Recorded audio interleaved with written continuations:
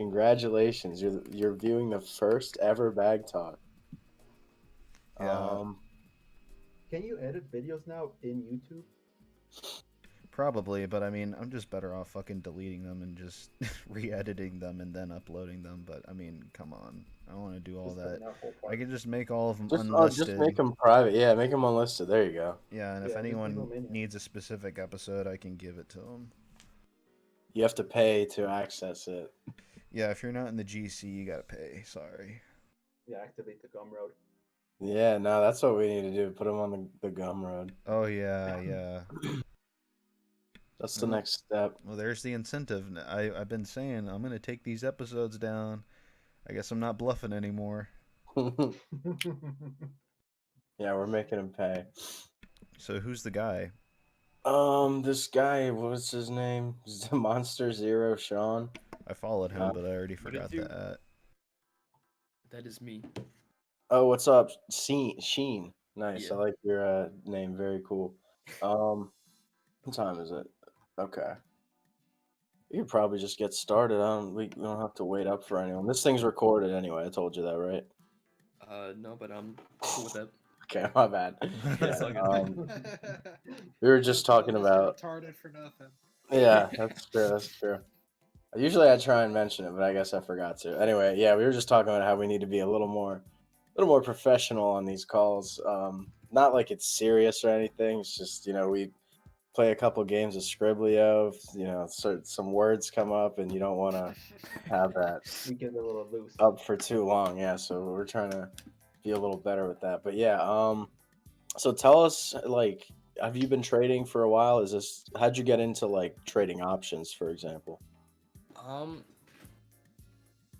Kind of cringe, but like, when I used to use Reddit back when like Yeah. stream was a thing, I saw Wall Street Bets and like started following that. I didn't really know what was going on at first. I just thought it was funny that like everyone's losing money. Yeah, memeing it. And some people were gaining money. And then that was like 2017, 2018-ish. And then I stopped using it for a while. I got it back because like a few of my friends were talking about it. And I was like, all right, I'll go get Reddit back just for this one subreddit. And then this was around like early January, I think maybe December, but like I started paying more attention to that. And then so yeah, options was like my first, I guess, like experience with stocks and stuff. Oh, so you jumped right into it. Yeah, with like at least with a lot of money. I've like put some money in random stocks before, but like nothing that I was actually like really interested in. Mm-hmm. And also at this time I was watching it was like late January. I was watching the Medicare streams on Corona mysterious new pneumonia strain popping up in Wuhan, China, and he was like, he was early on this. Who was this again? Sorry. Mr. Medicare. Mr. How do you spell that? Oh, M-O-M-E. Yeah. METOKUR for the Yeah, he used to go by Mr. Anti-Bully at some point. Oh, yeah, I've heard of him. Okay. Yeah, he was doing a lot of streams on Corona when it was really early. And I was like 100% this is gonna be like something big, and so I was ready to like actually do something about it in terms of like making money. And a few of my other friends were also doing this. My really smart Jewish friend, which is like, it gave me confidence, like the stereotypes are right. This man aces SAT, so he helped do like, this man learned technical analysis at 15. Nice. Okay. He knows how to get to the bag. Yeah. I mean, it's in his DNA. At this time, I started like pretty small plays. I had a very small amount of money, $140. Took out of my savings account, and I was like, all right, I'll start fucking around with this. I'm looking at it's on Robinhood too, which has lost me money when it fucking went down. When it wasn't, you couldn't use it. Yeah, that was not good. My friend lucked out a lot though on that day. He lost like a couple $1,000. Jeez. But I could look at my my history, and the the absolute first thing I did, February 28th, I got a CVS because I was like, their supply is gonna get cut off. Like, they source a lot of stuff from China. This was like, I knew it was gonna get big, but at this time it was like only in China. But I sold that pretty quickly because I was like very antsy about it. I was in school watching how much was this? It was like $70. I was watching this all day, like, oh my god, it went down a few dollars. I gotta drop this. And so I sold that pretty quickly. But then soon after that, I started getting like, because CVS, like, it's my original thought about it going down because they're sourcing, like, a lot of the stuff is sourced from China. But then again, it is a pharmaceutical company, so I was like worried about long-term benefits for them in a pandemic. It wasn't even an official pandemic yet. It was like, yeah, still small China thing. But I figured TripAdvisor, like, I found small stuff I could afford options on because I still only had $140. TripAdvisor, and I found this company called XHR, Xenia Hotels and Resorts. They invest in hotels, and I was like, all right, there's no way these are gonna last in a large outbreak or pandemic, because who's gonna want to travel? Who's gonna want to go to hotels?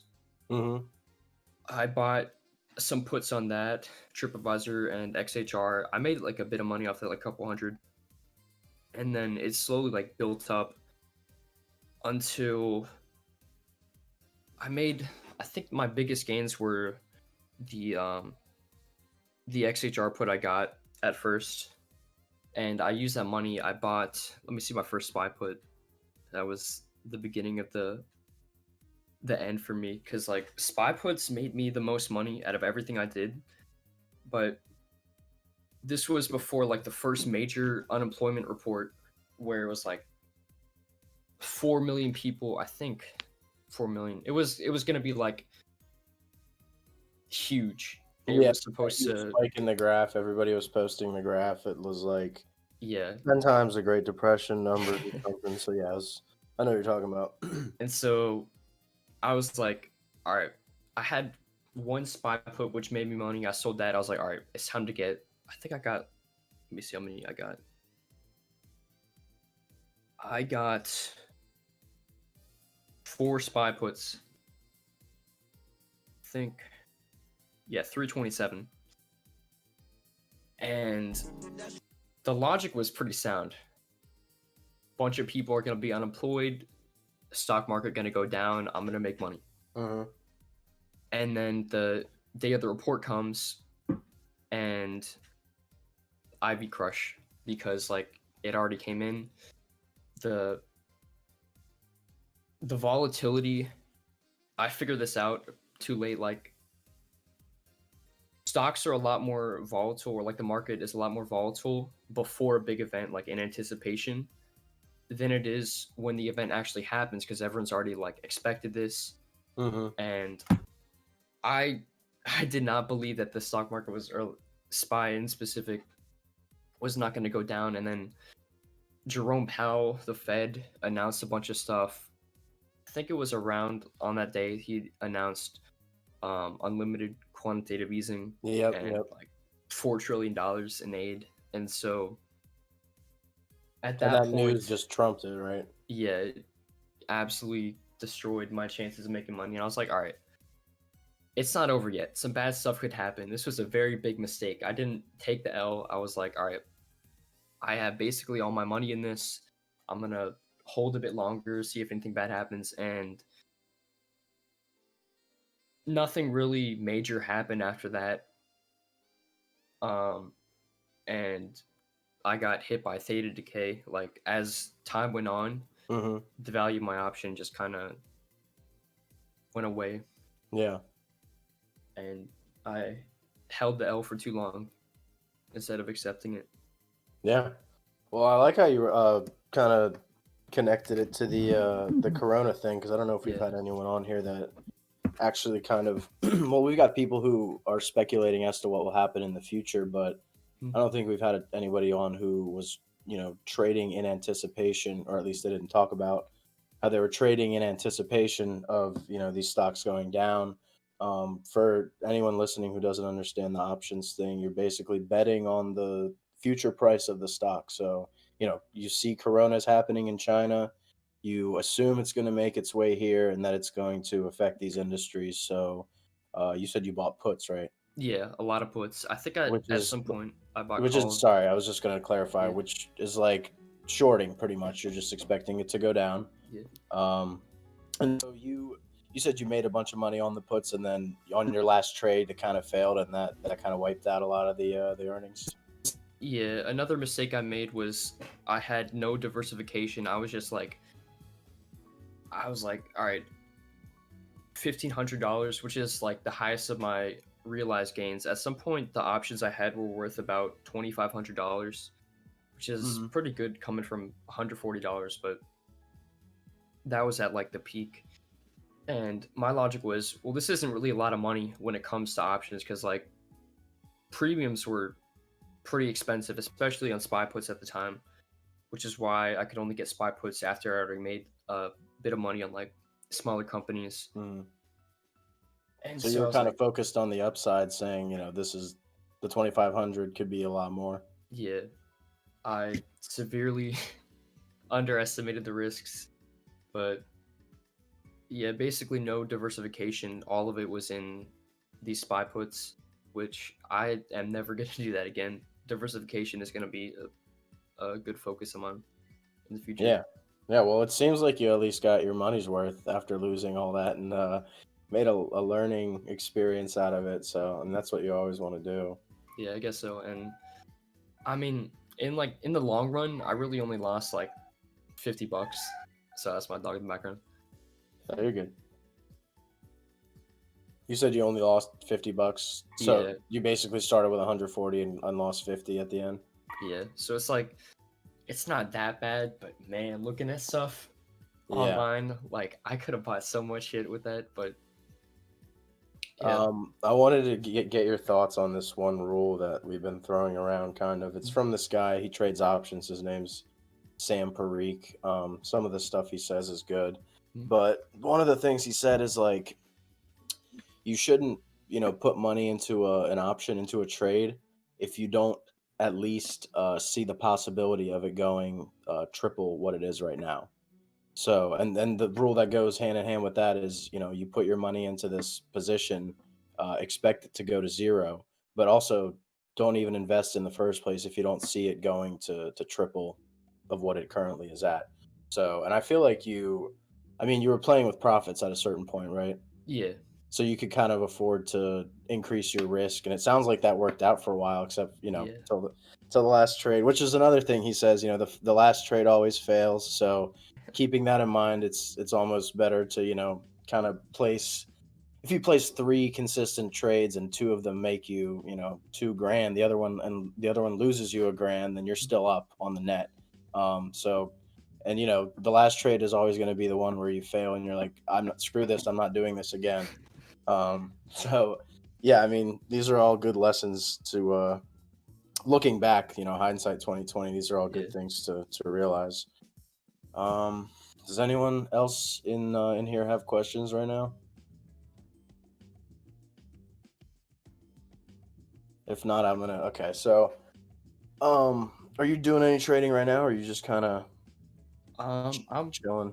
I'm kind of chilling, just like putting money in SPY, and until I can get a better source of income, I'm probably not gonna do too many trades. But once I do get a better source of income, I'm probably gonna start trading options again, small stuff, not like high risk. Yeah. So right now you said you're just holding shares for now? Yeah. Okay. Let me see if I can think of anything else. Any other crucial mistakes you made where you're like, I wish I knew that at the time? So was it?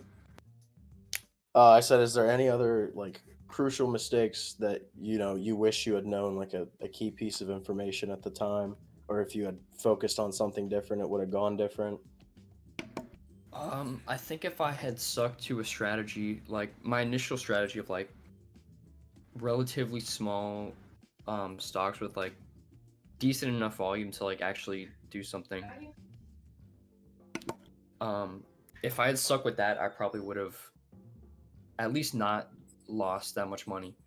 Because if I had like a few TripAdvisor puts and I lost out on that, it wouldn't have been as bad as like 4 SPY puts. And what But made yeah. you buy the puts on SPY? Was it piece of news or what did you say exactly? It was the upcoming unemployment report, Okay. which was like, yeah. And also like my friend made a decent bit of money on SPY puts like a few days before. Mm-hmm. And I thought I could afford like the risk, because at that point, that was the point in time where I could actually afford the premiums. So, Mr. R, Yo.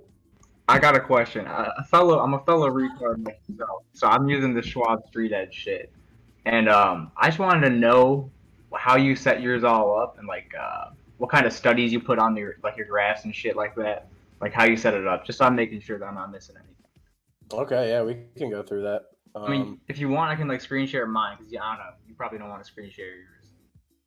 Yeah, unless I can figure out how to hide all the account numbers and stuff. I can tell you which studies I have on my graphs, because aside from the graphs, I have like the trade window and I have my positions. Okay, cool. But Okay. yeah, I'll show you the graphs thing. Does anyone else have options related questions as well for old Sean here? How we feeling about GameStop? Oh, that's true. Yeah, we got a couple people who are. Well, I think they did. They bought puts on GameStop right before today's earnings, and I think they're expecting to make some good money tomorrow. It's already down, like 6% after hours, and I'm guessing it's going to sell off even more in the morning.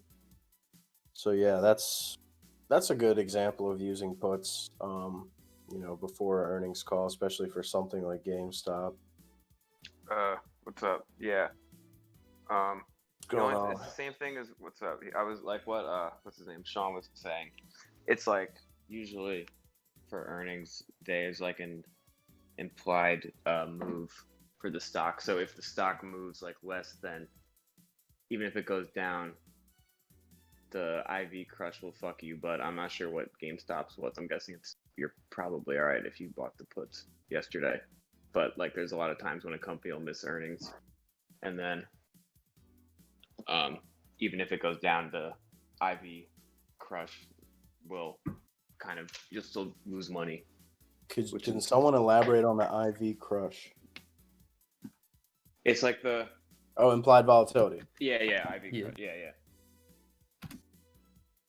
And so you're saying the implied volatility's effect on the price of the option is what screws you over?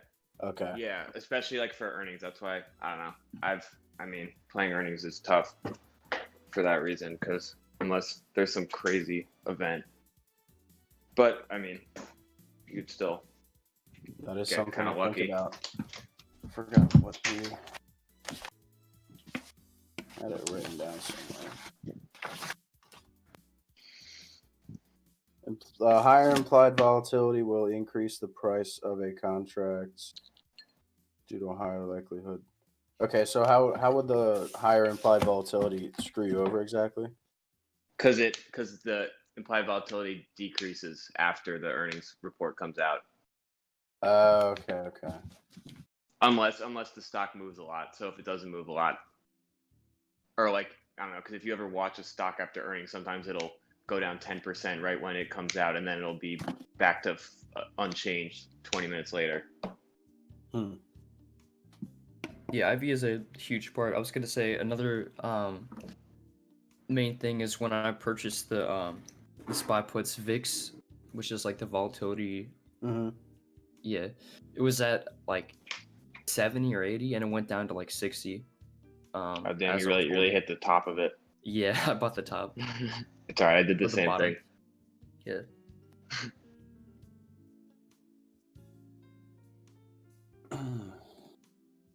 All right. Any other questions before we wrap up this little learning segment. What are you playing with over there, buddy? Someone dropping marbles. Oh, sorry. You're good. This man dropping his marbles. Yeah, he lost his marbles. Okay. Well, I appreciate the thoughts on GameStop and options related question, since we got some boys biting into it, so we pray that they're gonna walk out unscathed. I mean, for them, I think they're probably gonna do well on that trade. I don't see GameStop doing fucking well for much longer, that's for sure. Yeah. I mean, I don't know if like the new whatever Xbox and shit coming out is gonna help them. Yeah, digital only. But that's like kind of still a little bit of time away. Mm-hmm. I listened to their earnings call and I took notes and you want to give us a summary? Yeah, sure. Let me just set my microphone up to let me take it off push to talk and put it on sensitivity real quick so I can just keep rambling.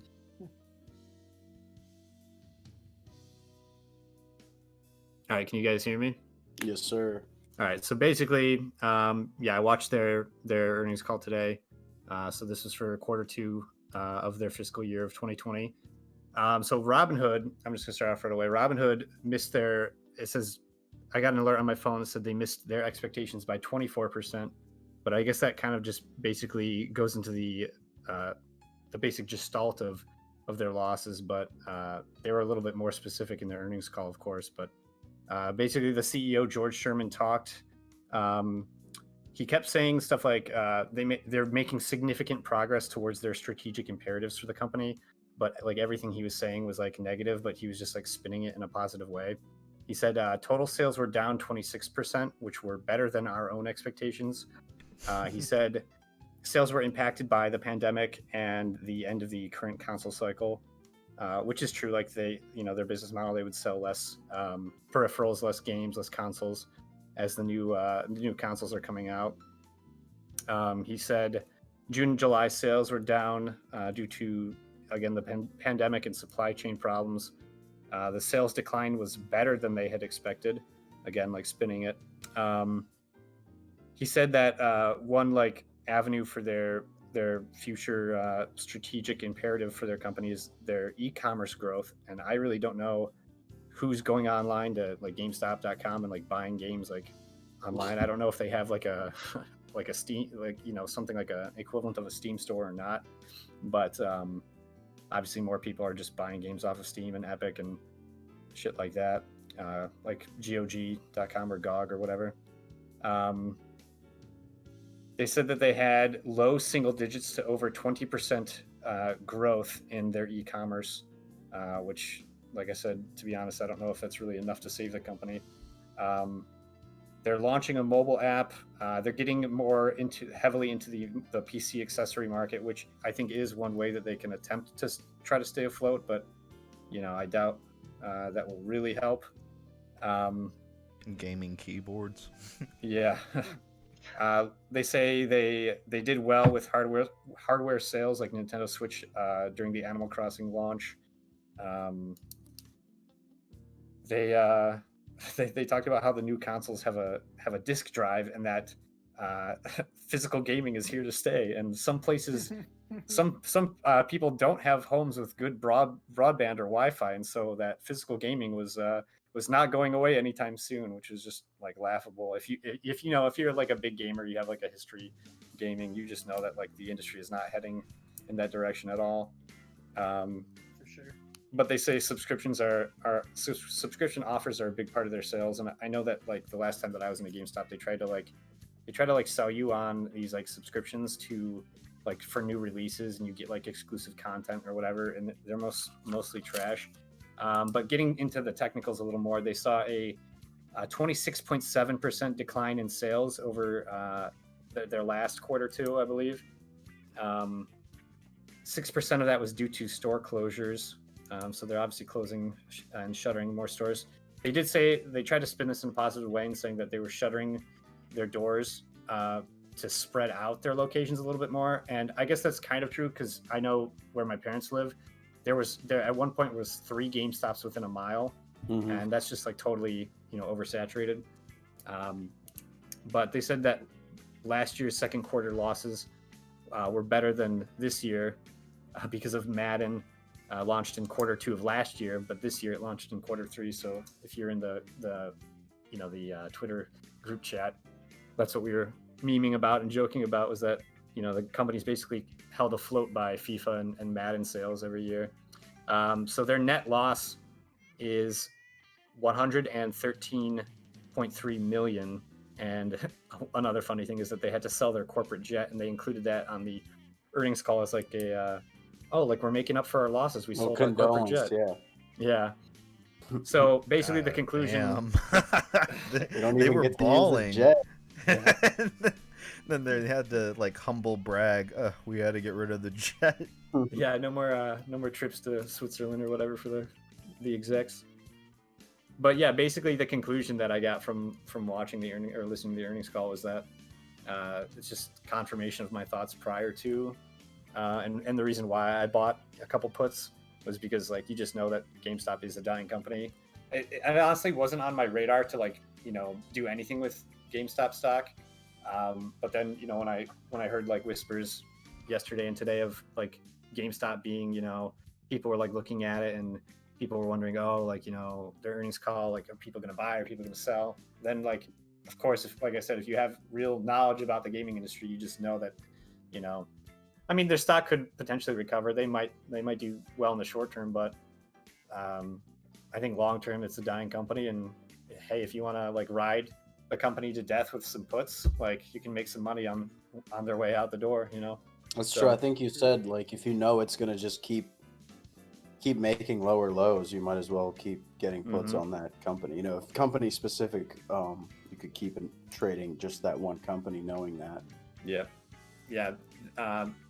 Physical sales will just continue to decline with gaming, I think, and there is a market for like collectors and video game collectors, but like the types of games that GameStop sells are again like games have been games as a service games for a while. Like every year, Call of Duty, it's an annual release game. Assassin's Creed, like these big, AAA title tentpole games are annual releases, and they operate, via online services, and they, the replayability is only based off of how many other people are playing them. And if you hook up and get on Xbox Live or PlayStation Network and play it with other people, but the actual games that people are buying are like Game Boy Advance games or like PlayStation 2 or even further back than that. So it's like, and they're really not selling those games anymore. I don't think. I really think the beginning of the end was where they began to dump all the old games and replace it with all the merchandise bullshit that floods like a quarter of the store. I shit you not. The one that just closed down by me, it like half the fucking store is merchandise. Fortnite toys, Five Nights at Freddy action figures, shirts that no one's gonna fucking buy unless they like daily go on Reddit or something. Like it's just shit that's usually not gonna sell. It's usually more expensive there than at like Amazon or even next door at like Target or wherever. So yeah, it's just who's gonna buy that shit? Exactly. It's not gonna keep their company afloat. I mean, if they do need to pivot, they might be better off just selling old games and like old merch and stuff like that. Exactly. Because with games, it's a guaranteed sell, and they can control the price. Oh, this is a collector's item. We can sell this for $50 if we wanted to, because it's rare. As opposed to how many fucking shirts to make up for that are just gonna sit there. Like, it's depressing. And the fact that they closed the one by me, I mean, I already saw it coming like years ago. I was like, this place is gonna fucking die, especially with all these fucking Funko Pops. Come on, bro. So they're like no internet thing, and their physical sales kind of thing. That's just like a big cope, and like again, I think the important thing to take away from like an earnings call like that is that the CEO, the executives will always be on the call trying to spin it in a way that their investors will have confidence in their company and reinvest. But if you're knowledgeable enough, or you can see through like the bullshit, you can just read between the lines and like know what's going on. So yeah, I think they might do well in the short term when like the new consoles come out, maybe. But yeah, I think long term, I think it's pretty dead company. Yeah, I mean, there's nothing you can't, like you said, you can get all that on Amazon. Yeah. And you can download it right off the Xbox game store or whatever. So, yeah, that might be something to look at if somebody wants just one company to, or at least add one company to, their handful of companies that they track. This might be a pretty easy one given its overall trajectory. So if is that kind of the general gist of that earnings call? You got anything else? No, that was about it. I think, like I said, the big takeaways were just like their general decline in sales at a 113.3 million loss. Yeah, just kind of bad. Did they say anything about like guidance for the future quarters? Or no? They talked about, in the future quarter, they talked about how they expected the console sales to like boost themselves or to boost their stock, and then they started taking questions and kind of tuned out after that because a lot of the you get those people who like them join the like call.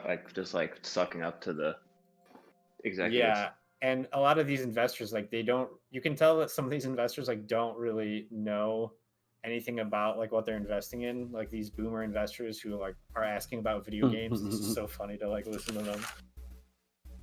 Yeah. When's the next Call of Duty 7? When is that? Yeah.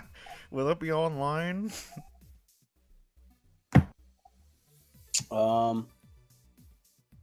I saw something mentioned in the group chat today. That might be worth mentioning on here.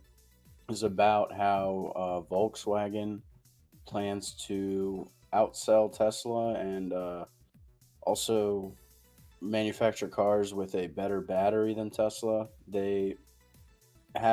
Volkswagen now has the first pure metallic lithium battery. So all the other, the Tesla batteries, a lot of the electric vehicle or EV batteries, they have lithium ion cells, which is just a bunch of cells of these lithium ion batteries. This one, they say it's like a multiple layer battery, and it's made out of pure lithium. It's basically 50% more. It can travel 50% more than the Tesla battery. So the company that's making it is called QuantumScape. They're being acquired right now, or they're in a merger with was it Kensington? I think Kensington Capital Acquisition. That's the ticker. If you want to look it up, the deal is supposed to be finalized in the fourth quarter, I believe, and they're trading at like $18 right now. But yeah, I figured that just might be something worth mentioning. I know Tesla had a pretty good day today. I think it was up like 10%. Yeah, and it's up even more after hours. So I don't know. But yeah, I was kind of waiting for like these major vehicle manufacturers to kind of catch up and see who had the who was actually going to try and compete with Tesla. So it looks like Volkswagen might be a contender. Yeah, I know that Porsche has that electric car coming out too, or it might already be out. Oh, does it? Okay. That people are like, it's like the Taycan or Taycan. Okay. Is Porsche at all connected to Volkswagen like Audi is? Aren't they the same? Are they? They might be owned by the same company. I don't know. I don't know. I know if you were you'd have to buy like the stock for whichever one, but it might be the same thing. Yeah, so Porsche's owned by Volkswagen. Yeah. Yep. Okay, cool. So yeah, I don't know. Maybe Volkswagen will be the. Go ahead. It seems like they're trying to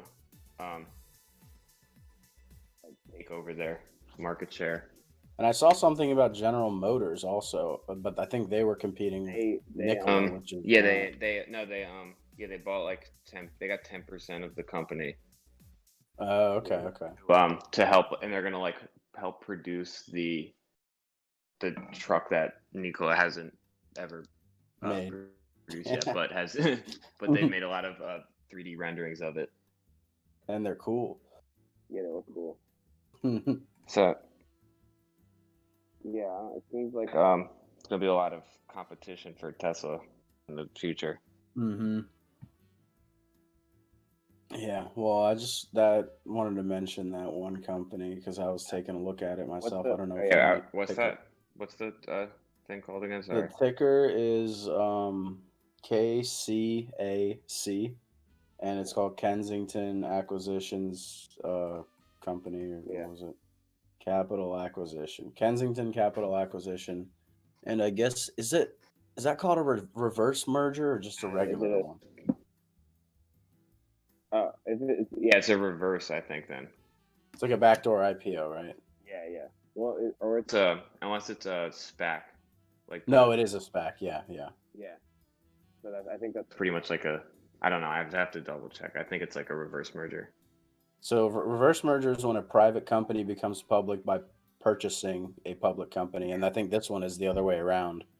It's just public company purchasing a private. So yeah, but like I that's said, what a SPAC is. I think Sorry. that's fourth. I think that's fourth quarter of 2020. Can't exactly find it right now. Might be something to look out for. I think their shares shot up by like. Let me see. ACAC.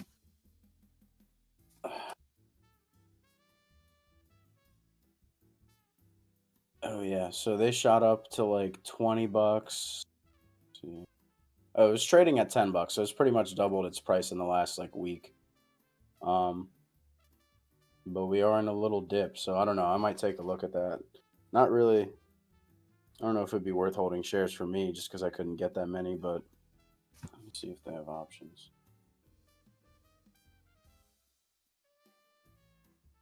I don't think they do yet. No. I'm looking at it right now.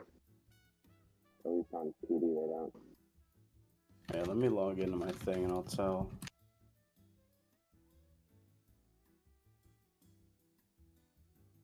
I'll tell my boy Chumpson what I got going on these graphs. Oh yeah, I got the 9-day EMA, the RSI 7-day, and the last close as of now. That's all I got. I don't know what else to put. Okay, so I got volume. That's one. Yeah, volume 2. The RSI, yep. I got the two moving averages. When they cross over, when the big one's above the little one, that means it's pump time. I have a money flow study on this. I don't really know why. I don't use it that much. And this is like the daily graph. And then on the actual graph, I have the Bollinger Bands. I kind of use those sometimes. I don't know. I just kind of got used to them. This is on ticks, which is not right. Yeah, pretty much RSI and the moving averages and volume are like the big ones that I'll look at. But then again, I'm not really looking for indicators that much when I'm entering positions, just because I'm holding shares for a while. Like XTRM, I think I just waited till it wasn't very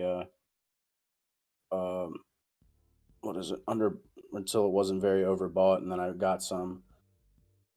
But All right, yeah, I guess it's gonna depend on what you want to do. If you're gonna be holding for a while, or if you're literally trading on the 30-second chart or minute chart, something like that. Gotcha. All right, thanks. Yep. And let's see. Is MD Easy in here? Let me see if he's active. He said he wanted to watch The Wolf of Wall Street, which, I mean, how could you not? It's kind of a classic. Yeah. I don't know if he was serious or not, but hey, that sounds pretty awesome. He said he got the whole movie, and I think he literally downloaded it. He said he downloaded it to make finance memes, and I guess so he could watch it. And now we can all make finance memes together. Okay.